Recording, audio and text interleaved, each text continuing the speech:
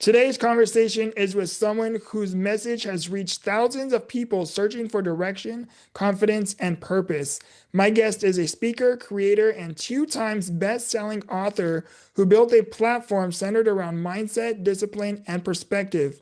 But behind the content and the message is a journey. Seasons of uncertainty, internal battles, and the process of turning personal lessons into words powerful enough to help others.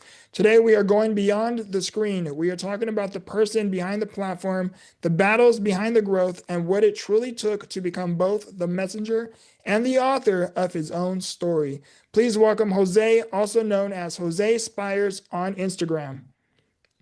Thank you, Victor, man. I appreciate it. Thank you for letting me hang out with you and your audience today, man. I appreciate you, brother. It's truly an honor to have you here with us, man. Thanks, bro. So let's start from the beginning. Before the platform, before the message, who were you? Man, I was just a little Puerto Rican boy from the Bronx, New York, growing up in the concrete jungle, trying to figure life out. And I had a great childhood. I have SMA type 3. Right. I got diagnosed when I was 3 years old because my mom noticed there was like a slight limp when I walked. And when I would fall on the floor, I didn't get up like normal, 3-year-olds get up. And so they noticed that it wasn't going away. So they took me to the doctor to get me, checked out. They did a muscle biopsy and then they diagnosed me with SMA. And so, but like I said, I mean, other than that, I had a great childhood. I was able to walk and run. I did all the things that healthy young boys can do. And when I got into high school, that's when, I started to feel my body changing a little bit. Things started to become a little more difficult. You Okay. know, when you have SMA, it feels like, if I can describe it, it feels like you're moving around with extra weight on your body almost Absolutely. as the condition starts to progress. And so, bending over to tie my shoes, bending over to pick one leg up and put my leg in my pants, or lifting my arms up to put my shirt on, things like that, just basic life things started to become a little difficult for me. And, not that I couldn't do it, it just felt like, again, like I had like a little weight in my arm to pick it up. It felt like a little more challenging. And, back then I was kind of like a little in denial because I didn't feel SMA at all until I got to high school, really. And I was a little bit in denial. I didn't want to accept it, but I knew it was there. And so I just kind of kept pushing through it, like thinking like if I don't acknowledge it, maybe it'll go away. Yeah. Or I won't really notice it. But the reality is that it kept on progressing and as things started to get more challenging for me. And so like my high school years and then even after high school were very difficult for me because when you're in high school, that's when you're trying to like figure out who you are and what you want to be and what you want to do with your life. And Mhm. the doctors that said that I'd be in a wheelchair by the age of 15, that didn't happen. And then they weren't even expecting me to live past my teenage years. Yeah. And so, that was what a lot of SMA, in my age bracket, that's the type of news that we got when we were younger because I'm a 70s baby, so there wasn't a lot of information about, SMA or the different muscular dystrophies that were out there anyway. So, but yeah, I moved from the Bronx, New York to Florida when I was 22 and back in 2000. And that's when I lost my ability to walk. Shortly after that, like a couple months later, I lost my ability to walk. And now I'm in this dark place and I'm like, man, what am I going to do now? I'm living with my parents. I'm like, my parents are going to be my caregivers the rest of my life. No, Right. no woman is ever going to love me like this. I just started beating myself up mentally and just going down that dark rabbit hole. Right. And I was there for a couple years, but I've always been like an encouraging, upbeat, outgoing type of person. And that probably lasted about, I would say maybe 3 or 4 years the most, where I was feeling down and out and like defeated, basically. Yeah. Until I realized, and then at that time I was also on disability. I was getting disability checks as well. And then that's when I quickly realized that, the hustle in New York is not the same hustle in Florida. It's two different worlds. And Mhm. so I was like, man, I gotta go and get a job because this $863 a month, this not doing it for me. So I went and got a job, and that started my corporate America career. And I was in corporate America for 20 years before I started my own company back in 2018. So Wow. not too long ago, about 8 years ago. And and yeah, man. So that's just basically my life journey in a small little nugget. There's a whole lot more than that. I don't know which way you want to go with it, Yeah, of but course, of course. Like it's so you, because I personally have SMA type 2, and so you having SMA type 3, you got to experience what it's like to go from, ordinary life in terms of walking and having a form of independence to going through that transition to now losing that form of independency. What was that transitional phase like for you? yeah, it was difficult, man, because like you said, going from being independent to now being dependent on people for things that I used to be able to do and things that I should be able to do on my own as a man became that was a difficult transition for me because now that's teaching me humility. I got to humble myself now. Now I got to start getting comfortable with asking for help and, Right. having those brave moments and those courageous moments and just developing that because, I was the type of like, I don't need help. I could do this. I could do that. You know what I mean? I can open doors on my own. I can Yeah. get dressed on my own. I can bathe myself. I can get in and out of bed. I can drive a car. I was driving and everything. So, yeah, a little fun fact, I used to be a cab driver in New York, so you can imagine how I was whipping them streets. That is But so cool. yeah, but it was like I said, man, Wow. I even though SMA sucks, man, I lived a great life, bro. You know what I mean? Like you said, being SMA type 3 and being able to walk for 22 years, I'm grateful for that. I, Yeah. I absolutely miss it. I can't wait to the day, hopefully I'm alive, for the day comes where they find a cure for SMA Yeah. once and for all. But, if that day doesn't come, before my clock stops ticking, then I can't complain, man. I've lived an amazing, incredible life, bro. When I think about it, and I get emotional because I'm the motivator, right? That's what I do for a living. I motivate people, encourage, inspire, whatever. And but I'm human too, and I have feelings and I have emotions, and I have the days where I'm down and out and I'm not feeling the greatest and I'm not feeling inspired or motivated. And sometimes, right, my flesh goes down that wants to go back down that rabbit hole, right? Because Yeah. it's difficult for me to now pick up a drink to my mouth and I get frustrated because I used to be able to do it and I can't do it anymore and it's just so frustrating. And I hear people say sometimes like, "Oh, well, you can't miss it if you never had it," type of thing. And I just think that that's such bull crap because if you never walked, right? I know a lot of SMA people who never walked. Like if I was to say, "Hey, would you want to walk again?" You wouldn't be like, "Nah, I'm okay with where I'm at." Right.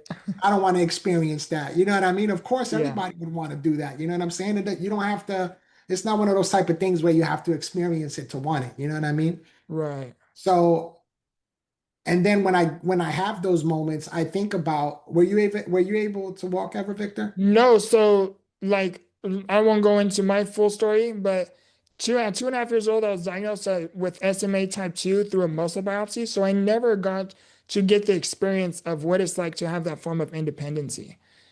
Yeah. So you see, like when I go through my little pity parties, I think about people like you, like that never had that opportunity. You know what I mean? And that helps me to like snap out of it. Like not only you, but just other people that don't. I have a friend that has no arms.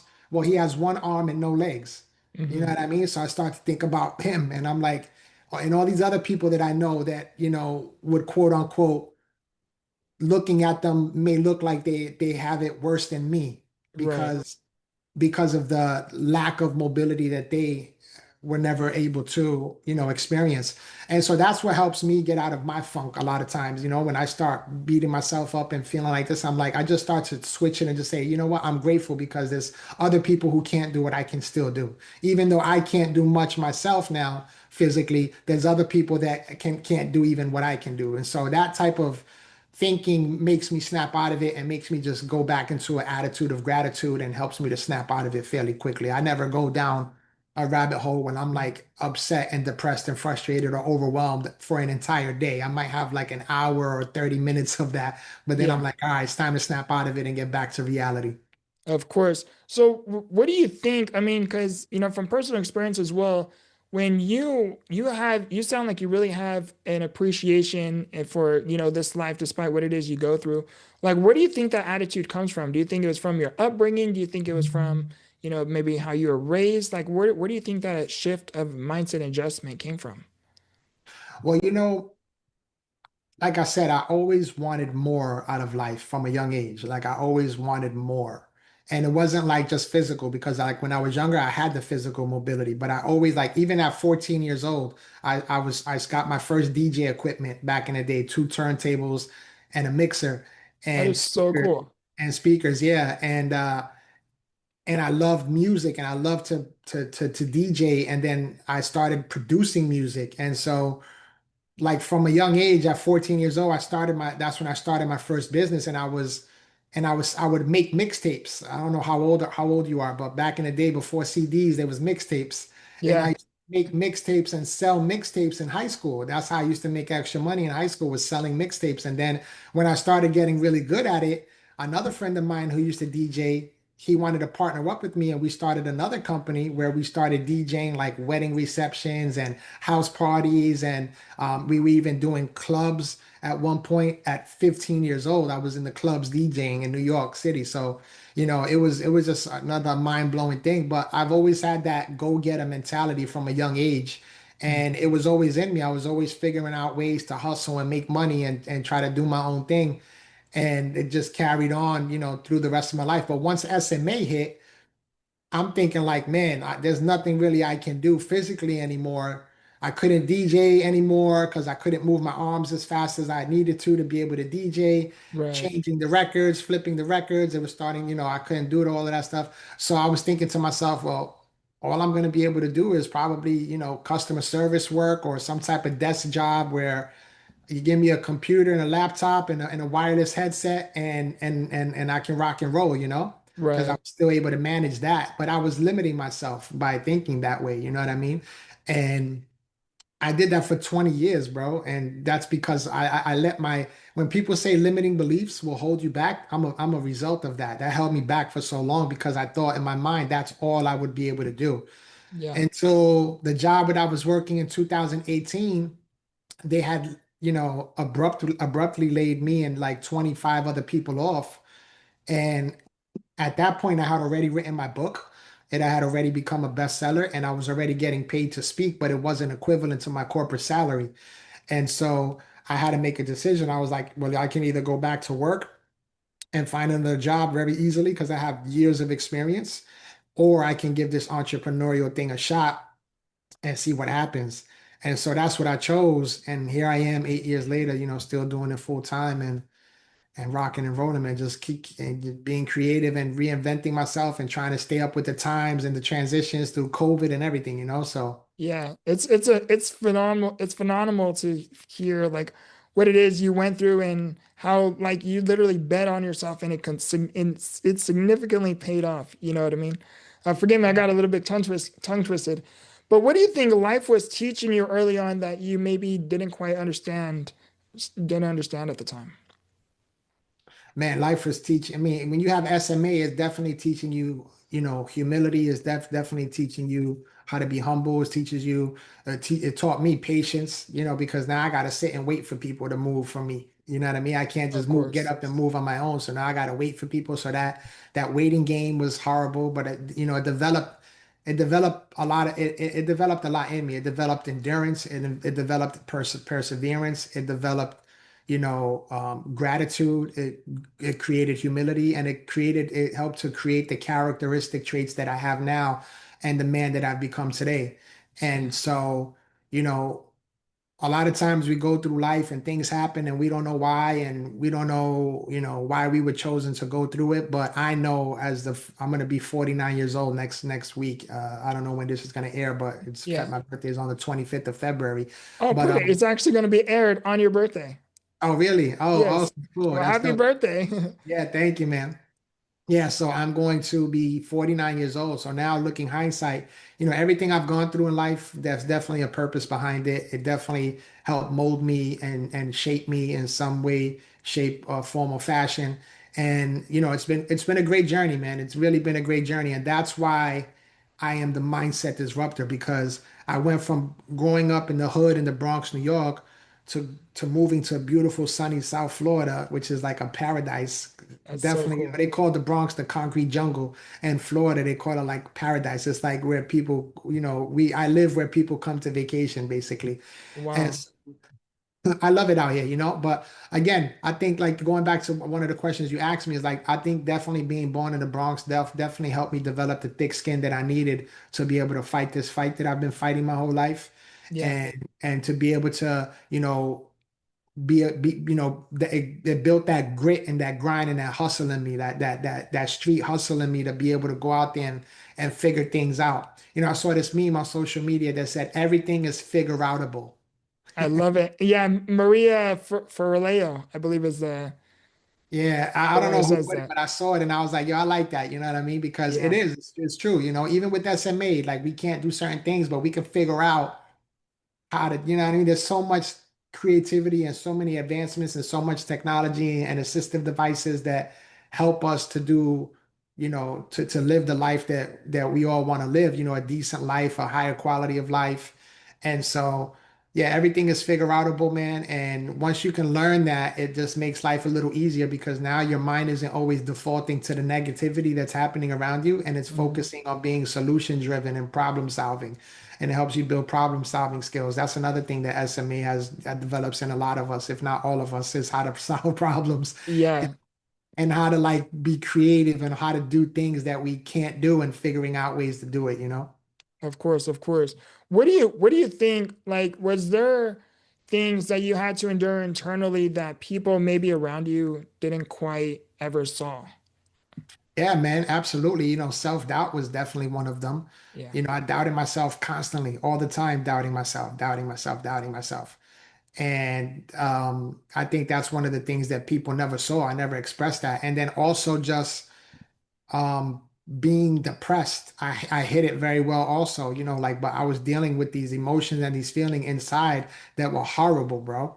And I was like, I don't know why this is happening to me. I don't know why I have to go through this. Like, what did I do to deserve this? Like, I didn't, like, it wasn't like I did something bad and now karma's hitting me. I'm like, yo, I was born like this. I felt like I was never given a fair chance at life. And, Yeah. going down through all of these different thoughts and feelings. And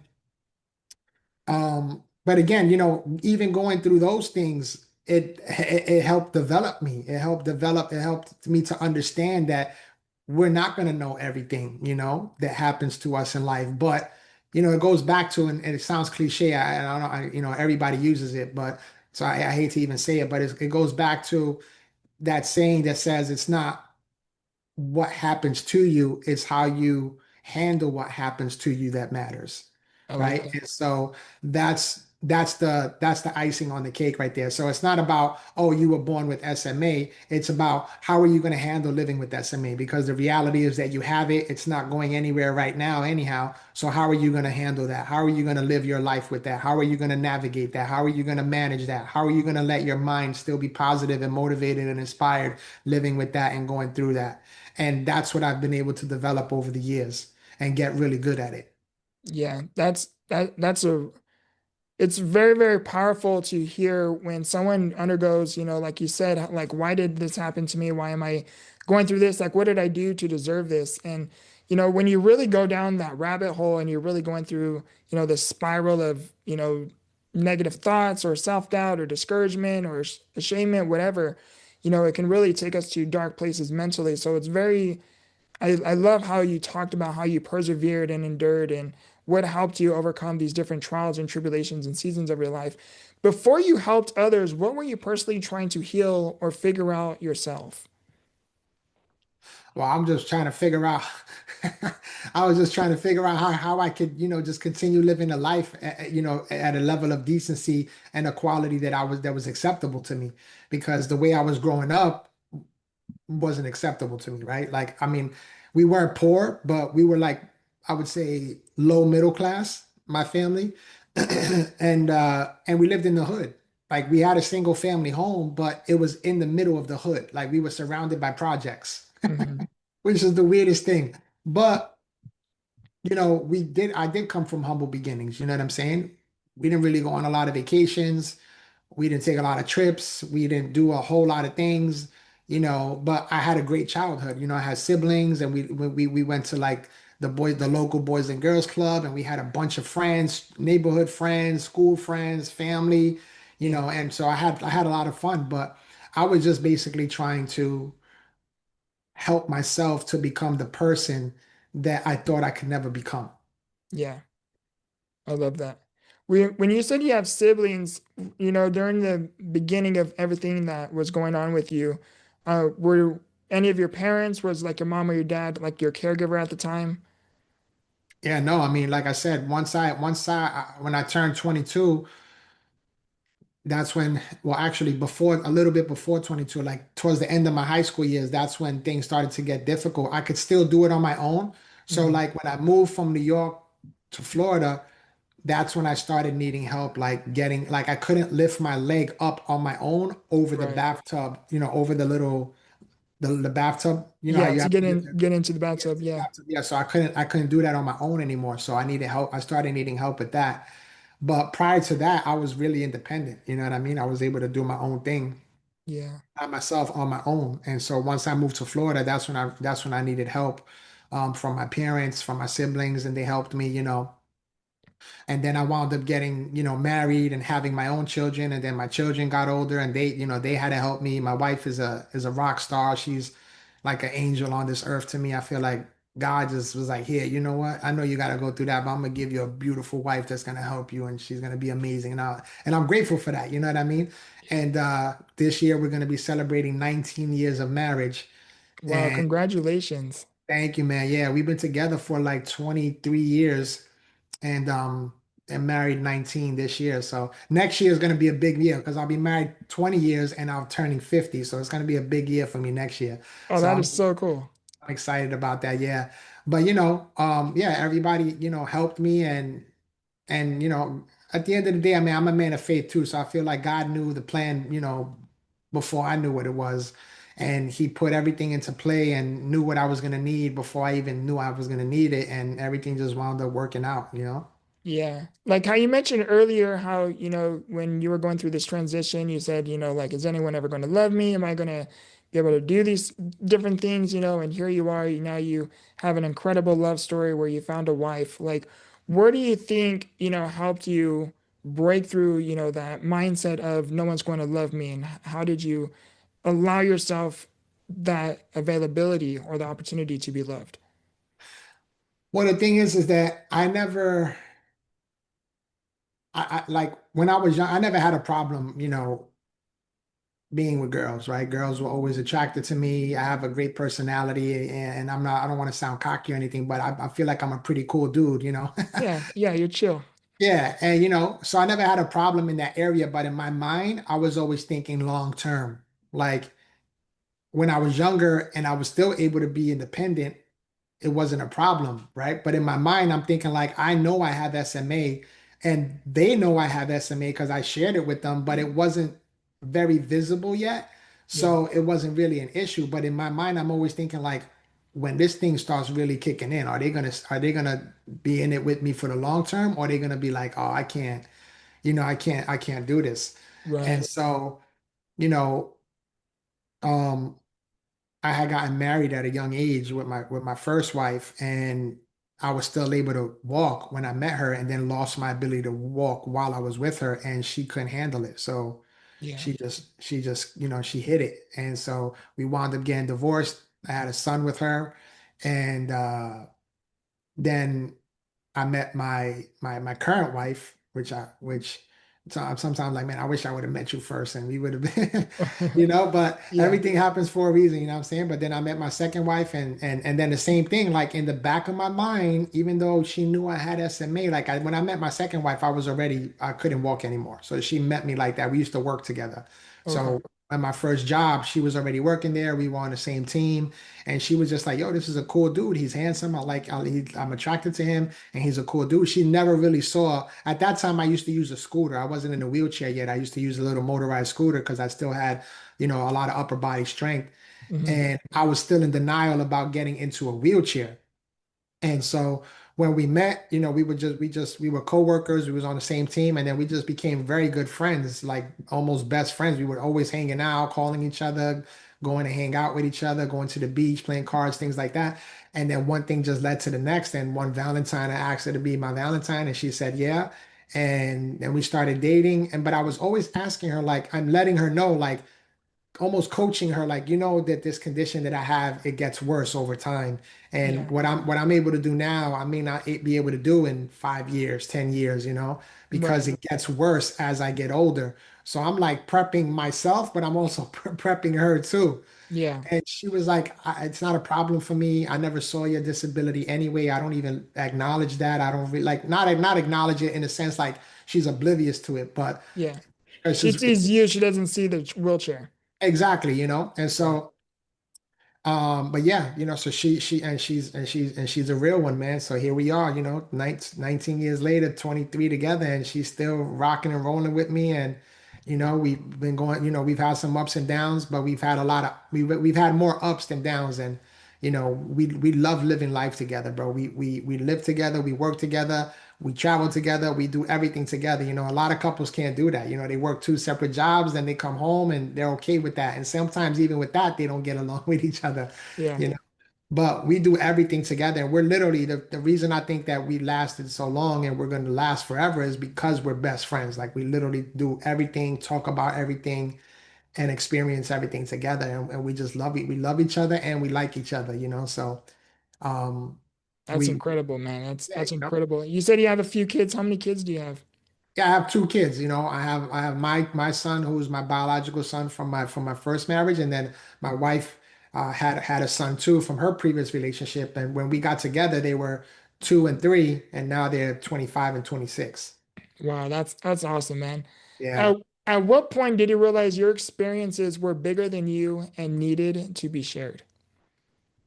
That's a great question, man. And I get that asked a lot, and again, I never thought that I'd be able to do what I'm doing today in a million years and living the life that I get to live because SMA to me was like a curse. It was like a death sentence, and I felt like I was in a prison with the wheelchair, like I'm confined to this wheelchair, which again is another mindset. But I thank God I Yeah. broke out of that. But the first time I realized that I'm supposed to be doing what I'm doing is I was speaking at this high school at the time, and this high school had hired me to come speak to their these students, and these were like dual enrollment students. So it's like these students are in high school, but they're also taking college credits at the same time. Wow. And so I met this, I was speaking to this group of students and I'm sharing my story and I'm sharing, some information with them. And at the end, I always, leave some time for Q&A. And, there was a couple kids that asked questions, not too many, because, high schoolers are kind of like, they're timid and, maybe they feel intimidated, but Or shy. Yeah. or shy. Yeah. So after that, this one girl comes up to me like privately after, I got off stage and doing my presentation. And she's like, hey, Mr. Flores, can I ask you a question? And I was like, yeah, sure. What's up? And she was like, I'm dual enrolled. I'm in high school, but I'm taking, college credits and it's just very hard. And, I wanted to be a neurosurgeon, Wow. um, but it just feels like it's too hard and I don't feel like I want to continue it. And I was like, oh wow. I was like, oh wow, that's a shame. Why do you feel like that? And she was like, well, because it's just too hard. There's a lot of responsibility, there's a lot of expectation. I mean, yo, this girl was bright, bro. She was super Wow. smart, very, very, very well spoken. And she was like, but Mr. Flores, I was feeling like giving up and not wanting to continue. But after hearing your story, it gave me the fire to want to keep going because who knows, maybe I'll be the one to find a cure for what you have. Oh, wow, that's powerful. Yeah, bro. Wow. And it brings tears to my eyes because Wow. that's when I was like, wow, like God is really using me in a way that I never thought I would be able to be used. And here I am just sharing my life experiences. And this one girl who's thinking about giving up, now she doesn't want to give up because she's like, maybe I'm the one who's going to find a cure for what you have. And I was like, who Wow. knows? Maybe you will be, but we'll never know unless you keep on moving, you know? Yeah. And so it was just such a beautiful moment, man. And but it was that was the moment when I came back home and I told my wife, I was like, yeah, this is what I'm supposed to be doing because, this girl didn't even have to share that. She didn't want to share it obviously publicly. She wanted to share it privately. Yeah. And it was just such a beautiful moment. And so that was the moment where I was like, okay, yeah, this thing is way bigger than me. Yeah. Wow, that's powerful, brother. That's incredible. What what made you decide to write a book instead of just speaking about your message? Well, once I found out that, leaders are readers and readers are leaders, Yeah. and I started getting into the space, I started seeing that most of the speakers, if not all of them, were authors. So I was like, okay, well, if I want to be a speaker, I need to become an author. And again, it was one of those things where I felt disqualified writing a book because I was so young and I felt like I hadn't experienced enough life to be able to write something to where people will respect what I was saying. Hmm. But I was like, again, that was another limiting belief. That was another doubting thought and another thing that I was just thinking and saying that was holding me back. Fear was holding me back. People, rejection was holding me back. So all of those things that go along with how we live life sometimes. And excuse me. So I wanted to write the book because I felt like the book can reach more people than I would ever be able to reach individually or even speaking at thousands of events a year. So if I wrote the book and I was able to share some of these things that I experienced and how I was able to overcome it and get through it, and the mindset that I was able to develop through the process, then more people could have access to me in essence without actually accessing me, if that makes sense. You know what I Oh, mean? that's perfect. I never thought about that because I recently became a published author myself, but I never thought about it from that perspective. During the writing process, did you discover things about yourself you hadn't fully processed before? Yeah, man, absolutely. Because, as an author, you can relate. Like once you start, one of the questions I get asked is what was the hardest part about writing your book? And I'm always like getting started. Yeah, Because right, you so don't know true. what to do, you don't know what to start, you don't know what to write about. And so it's just start writing. I always tell people just start writing. It doesn't have to be in order right now, but if you have a story that you want to share, or you have a memory that you have from when you were younger that was impactful to you, or that you impacted someone, write it down. And so that's for me, that was like the hardest part about writing a book is like is just getting started, because once you get started, like what I was gonna say, going back to your question, is once you get started, man, like the memories start coming back to you like clockwork, and you're Mhm. like, oh man, I forgot about this. And writing about one story or one thought will lead into another thought and another Mhm. moment and another experience. And you're like, oh man. And bro, there was times literally, I'm not even exaggerating, I would be on a Saturday writing for 6 hours straight. I believe it. I My believe it. wife, my wife is like, babe, lunch is ready. It's gonna get cold. And I'm like, all right, I'll be right there. And I'm just skipping lunches, writing, because I'm like, hey babe, just leave me alone. I'm in the zone, you Yeah. know? And it was fun. And and through that process, I've experienced, things that I never wanted to think about. I started finding myself thinking about those things and then being able to write about it in such a beautiful way that I know was going to impact whoever read it. Yeah. And what is your book about? Is it like your story? Because I came across you wrote a children's book, right? You recently released a children's book. Yeah, yeah. So I've written 4 books so far. My first book was an ebook, Okay. and it was a short, like 35, 40 page book. It's called Finding Your Greatness. I And love it. then, yeah, it's called Finding Your Greatness. And then my second book, which was my first paperback book, physical book, it was called Don't Let Your Struggle Become Your Standard. That's the one I wrote because I wanted to more people to access the information, and the information that I had and the stories through that book. That was the one that became the number one bestseller on Amazon. Wow. And I also got the forward by Les Brown, which if you're in the speaking space, Les Brown is one of the top dogs that's ever spoken on the planet. Yeah, And he's a legend. Yeah, so he wrote the forward to my book, and that's a whole other story that I wrote about in the book as well, like my experience meeting him and how he just put me under his wing, and we went on a 26 city tour, and it was just incredible, and but the reason I wrote that was the reason I had him write the forward was because when I met him, again, he was my mentor before I even knew him in person. I followed his social media and his website and everything, but when I finally met him, my wife was like, "Oh, babe, don't ask him to write the forward. You've asked him for so much already, Yeah. and I was like, well, closed mouths don't get fed, and you never know what's gonna happen, right? I was like, Right. asking you shall receive type of thing. So I Yeah. was like, I'm gonna ask him, and he said, yeah, he did it, and it became a number one bestseller, and that opened up a bunch of doors for me as well. And it was a dream come true, man, because I really love this guy. I loved his storytelling style, and the stories he told were so powerful. And it was just an incredible dude, and I wanted to be like that. I wanted to emulate him. I didn't want to be him, but I wanted to be like him. And I wanted to be able to change lives like he changed lives. And I wanted to be able to crush stages like he crushed stages and make those connections and build those relationships. And I was like, yo, if this guy could do it and he got two arms and two legs that work, then I can do it too. I And love it. I love it. 'cause I was like, if all he's doing is using his mouth and his mind and his stories, I got a bunch of those and I can do that too. Yeah. And so that's what I've been doing, man, ever since. That's incredible, man. What does resilience look like on ordinary days, not just breakthrough moments? Man, resilience just looks like, you know, like to keep on moving forward even when you don't feel like it. Yeah. Right. Even when life tells you, sit down or, you can't, you got to take a break. And like I believe in self-care, right? And taking breaks and taking rest, but there's a lot of times I push through all of that, bro. When like even when I don't feel well, my sometimes my feet are a little swollen and they're throbbing because I've been in my chair for 20 hours and I was traveling and air flight and jet lag and all of this stuff. And I'm like, yo, you know what? I gotta keep. But again, I think that's that New York clock in me. Like that New York hustle is like that 24/7 grind, grind, go, go, go type of Yeah. lifestyle in New York.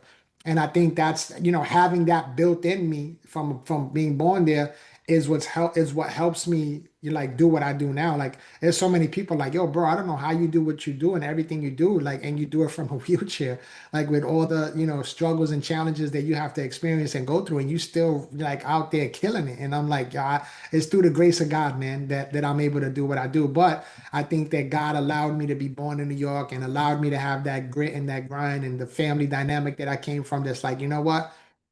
There's so much that people don't that people still don't know about me and my background in my childhood Yeah. that could have broken so many people.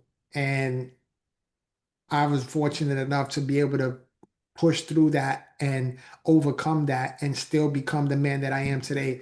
It is pretty remarkable, bro. It's a remarkable. Like I want to do a documentary on my life. That's how powerful of a story I think I have. I mean, I think we all have powerful stories, but I mean, the stuff that I've been through and gone through and experienced, it's like it could definitely be like a Netflix, one of them Netflix documentaries Yeah, that that'd be so cool.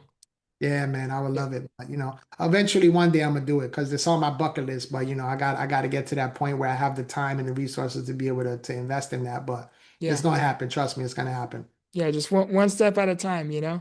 Yeah, man. So what is a question you wish more people asked you, but they don't?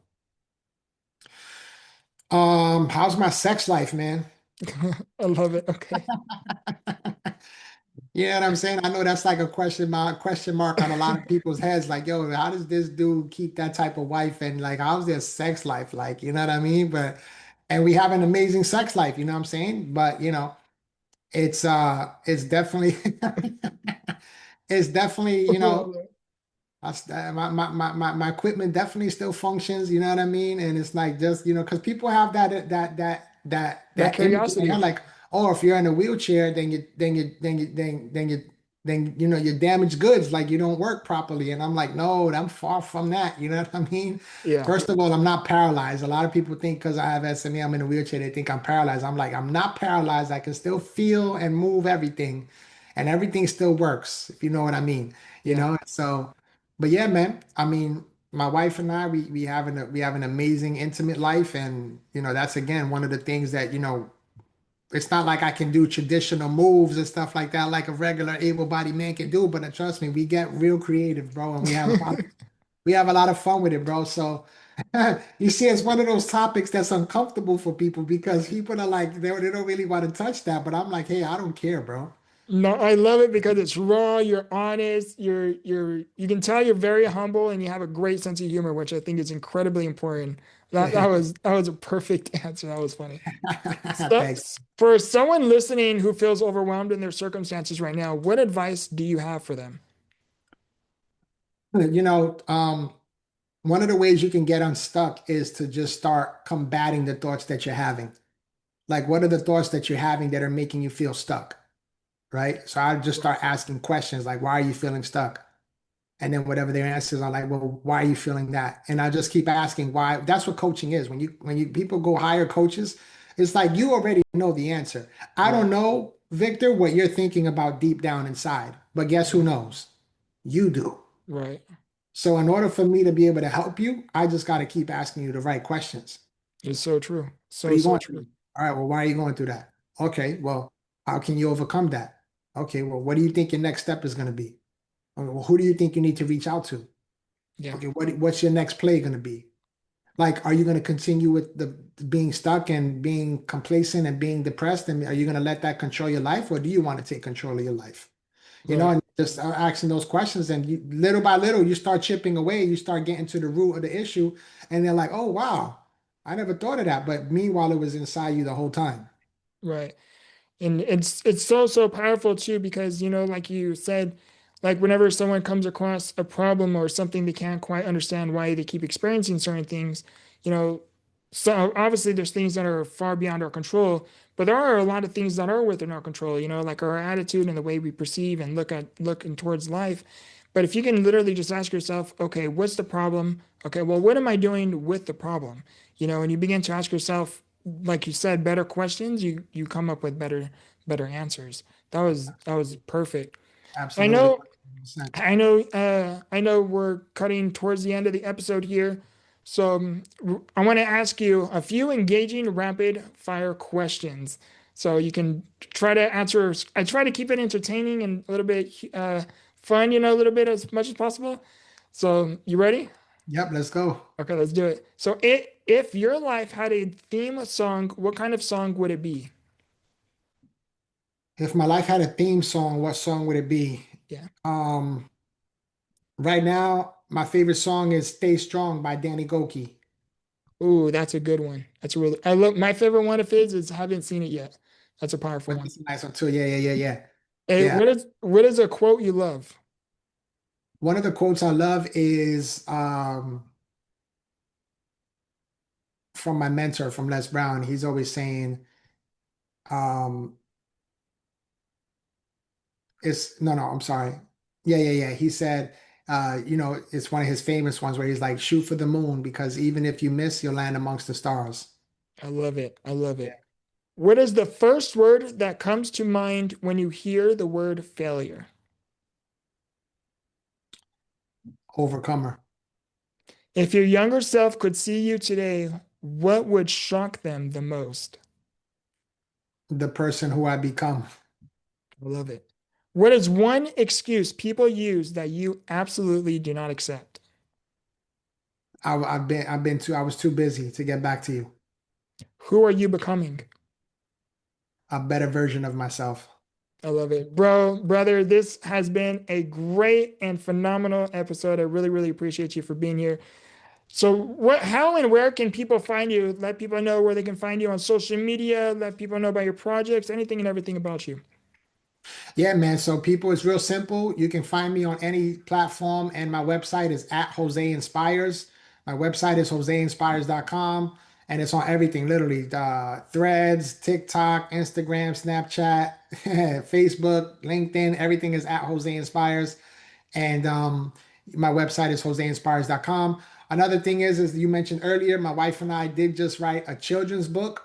It's called Adventures with the Hair in the Chair, because everybody always remembers my wife as the woman with the bright red hair, Yeah. and her husband's the guy in a wheelchair. So we We were like, you know what? The hair in the chair, we thought it was catchy. And that's doing very well right now. And we wanted to write that book because we believe that every child deserves to be the hero in their own story. And I wanted to be a represent I wanted it to be a representation of who I am, but who so many other kids are as well. You know, just because we have to live life in a wheelchair doesn't mean that this wheelchair defines us. It doesn't mean that this wheelchair has to defeat us, and it doesn't mean that this wheelchair has to dictate what our destiny looks like. And so that's one of the reasons why we wanted to write this children's book, because we wanted to be able to impact the next generation of dreamers and believers and go-getters, no matter what their abilities are. And we wanted to be able to have that ability to spark these difficult conversations in the household with kids who are in wheelchairs and that do have different disabilities, and kids that don't have disabilities. We wanted to be able to give them the opportunity to understand us more and understand some of the things that we have to go through, and that we're just the same. We just have to do things a little differently. And so that's doing great right now. It also became a not a number one bestseller. It was number three on the bestseller list. So we did make the top three, which was good. Wow. We were shooting for number one, but anything can change, because with Amazon it can change at any moment. But we did make the top three. And then we also have a marriage book and a curriculum coming down the pipeline. That one is going to be absolutely amazing. It's called What Real Love Looks Like: How to Have It All Even When You Don't Have It All. And that one is going to be groundbreaking. There's so many breakthroughs that are going to happen through that book. And we wrote that book because we know how difficult marriage can be in general, whether you're disabled or not. But if you couple in the disability and the caregiving aspect, that just adds another layer of challenge and struggle sometimes. And if my wife and I are able to get through all of that, and we can not only survive but thrive in marriage, then we know what we're doing. Basically, we know we've already stood the test of time. We're hitting the 19-year mark this year. That's pretty impressive considering we live in a world that doesn't really value commitment and loyalty, and honor of one another in the marriage covenant of husband and wife. And so we wanted to be able to go out there and share what a healthy family dynamic looks like and what real love looks like, because we feel like there's so many broken families. I come from a broken home. My wife comes from a broken home. Our parents come from broken homes. So, and then our kids technically come from a broken home because our first relationship with their other parent didn't work. But we try to make sure that when we got together, we were going to show them what a healthy marriage and relationship looked like. And so that's why we wrote that book. That's going to be launching very, very soon this year. We're looking at April time frame. So be on the lookout for that, because it's a book, a workbook, and a journal combo. So, we're Wow. gonna go ahead and flood the marketplace and hopefully help some marriages get back on track. That's awesome, man. Congratulations on all your accolades, all your successes. Congratulations on your guys' anniversary as well. That is Thank you, man. amazing. That is amazing, brother. Now, one last thing for you is you said ask and you shall receive. What do you think are the chances of you getting me in contact with Les Brown? I can shoot you his email, man, and you can try to email him. Oh, I dude, can that'd be give you his amazing. number because he already told me not to give his number out, but I could shoot you his email and you can see what happens. Yeah, that'd be amazing, brother. Uh, For the audience listening, for the audience listening, where did you feel less alone while tuning into today's episode? This has become the Victor, where we turn trials into triumph. I love and appreciate you guys. And as always, grow through what you go through. Much love.